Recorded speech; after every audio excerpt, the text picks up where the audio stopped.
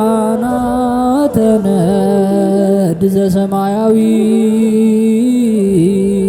ማይፈድ በእንተ በግዑ እቀብዋ ነዛቲ ያዘድ።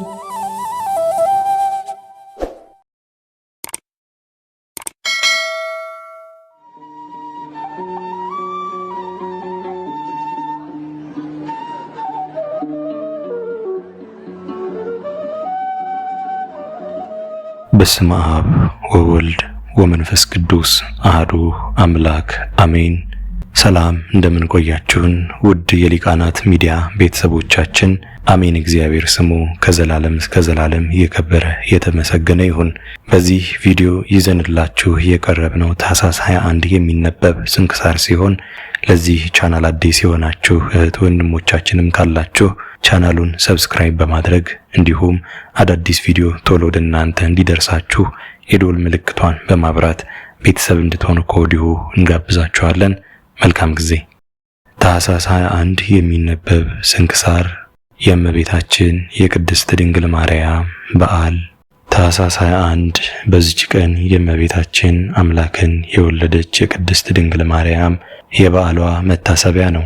እርሷ የባህሪያችን መመኪያ ናትና በእርሷ በእናቱ አማላጅነት ጌታችን ይጠብቀንና ያድነን ዘንድ መታሰቢያዋን እያደረግን ወደ እርሷን ለምን ዘንድ ይገባናል። እርሷን ሕይወትን መድኃኒትን አድርጎ ለሰጠን እግዚአብሔር ምስጋና ይሁን ለዘላለሙ አሜን። ዕረፍቱ ለበርናባስ ሐዋርያ። በዚችም ቀን የስሙ ትርጓሜ የመረጋጋት ልጅ የሆነ ቅዱስ ሐዋርያ በርናባስ በሰማዕትነት አረፈ። ይህም ቅዱስ ሐዋርያ ከሌዊ ነገድ የሆነ ሀገሩ ቆጵሮስ ነው። የቀድሞ ስሙ ዮሴፍ ነው። ክብር ይግባውና ጌታችን ከመከራው በፊት ይሰብኩ ዘንድ ከላካቸው ከ72 አርድእት ጋር መረጠው። ስሙንም በርናባስ ብሎ ጠራው። ከጌታ እርገትም በኋላ አጽናኝ መንፈስ ቅዱስ በወረደ ጊዜ እርሱም ከሐዋርያት ጋር የመንፈስ ቅዱስን ስጦታ ተቀብሎ ክብር ይግባውና በጌታችን በኢየሱስ ክርስቶስ ማስተማረ። የእርሻ ቦታ ነበረውና ሽጦ ዋጋውን አምጥቶ ከሐዋርያት እግር በታች አኖረው። ቅዱስ ጳውሎስም በጌታችን አምኖ ወደ ሐዋርያት በመጣ ጊዜ ክብር ይግባውና ለክርስቶስ እርሱ ደቀ መዝሙር እንደሆነ ሐዋርያት አላመኑትም ነበር። ይህም በርናባስ ጌታችን በመንገድ እንደተገለጸለትና እንዳነጋገረው እርሱም በጌታ በኢየሱስ ክርስቶስ ስም በደማስቆ እንዳስተማረ ነገራቸው። ከዚህም በኋላ የእግዚአብሔርን ሥራ ሲሰሩ ሲጾሙ ሲጸልዩ መንፈስ ቅዱስ ሳውልንና በርናባስን እነርሱን እኔ ለመረጥኩት ሥራ ለዩልኝ አላቸው። ከዚህም በኋላ ጾመው ጸልየው እጆቻቸውን በራሳቸው ላይ ጭነው ሾሟቸው። ከመንፈስ ቅዱስም ተሹመው ወደ ሴለውቅያ ወረዱ። ከዚያም ወደ ቆጵሮስ ሄዱ። የእግዚአብሔርንም ቃል በሀገሩ ሁሉ አስተማሩ።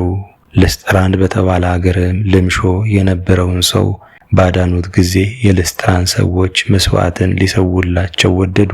ሐዋርያት ጳውሎስና በርናባስን በሰሙ ጊዜ ልብሳቸውን ቀደው ወደ ሕዝቡ ሄዱ። ድምፃቸውንም ከፍ አድርገው እንዲህ አሏቸው፣ እናንተ ሰዎች ይህ ነገር ምንድን ነው? እኛማ እንደናንተ የምንሞት ሰዎች አይደለንምን? ይህ ከንቱ ነገር ትታችሁ ሰማይና ምድር ባህርንም በውስጣቸው ያለውን ሁሉ ወደ ፈጠረ ወደ ሕያው እግዚአብሔር ትመለሱ ዘንድ እናስተምራችኋለን አሏቸው። እንዲህም ብለው መስዋዕትን በጭንቅ አስተዋቸው። ከዚያም ብዙ ሀገሮችን ካስተማሩ በኋላ ቅዱስ በርናባስ ከቅዱስ ጳውሎስ ተለይቶ ማርቆስን ይዞ ወደ ቆጵሮስ ሄደ። በዚያም አስተማረ። ብዙዎችን ክብር ይግባውና ጌታችን ኢየሱስ ክርስቶስን ወደ ማመን መለሳቸውና የክርስትና ጥምቀትን አጠመቃቸው። በቆጵሮስ ሀገር የሚኖሩ አይሁድም ቀኑበት፣ በመኳንንትም ዘንድ ወነጀሉት። በእግርም ብረት አስረው ጽኑ ግርፋትን ገረፉት። ከዚህም በኋላ በድንጋይ ወገሩት። ዳግመኛም ወስደው ከእሳት ጨመሩት። ምስክርነቱን ፈጸመ። ማርቆስም ከእርሱ ጋር አለ፣ ግን እግዚአብሔር ጠብቆ አተረፈው። እርሱም ቅዱስ በርናባስን ከእሳት ውስጥ አወጣው። ሥጋውንም እሳት ከቶ አልነካውም። ባማሩ ልብሶችም ገነዘውና ተሸክሞ ወስዶ ከቆጵሮስ ከተማ ውጭ በዋሻ ውስጥ አኖረው። ለእግዚአብሔርም ምስጋና ይሁን፣ እኛንም በዚህ ሐዋርያ ጸሎት ይማረን፣ በረከቱም ከእኛ ጋር ትኖር ለዘላለሙ አሜን። ኖላዊ ጌታችን መድኃኒታችን ኢየሱስ ክርስቶስ በእረኛ አምሳል የተገለጸበት በዚችም ቀን በበግ እረኛ አምሳል መድኃኒታችን የተገለጸበት ነው። ለእርሱ ምስጋና ይሁን ለዘላለሙ አሜን። አስጀምሮ ላስፈጸመን ለልዑል እግዚአብሔር ክብር ምስጋና ይሁን መቼም መች ለዘላለሙ አሜን። ውድ የሊቃናት ሚዲያ ቤተሰቦቻችን ታኅሳስ 21 የሚነበብ ስንክሳር ወደ እናንተ አቀረብን። ይህን ይመስል ነበር። በቀጣይ በአዲስ ክፍል እስከምንገናኝ ድረስ እግዚአብሔር ቸር ያቆየን። መልካም ጊዜ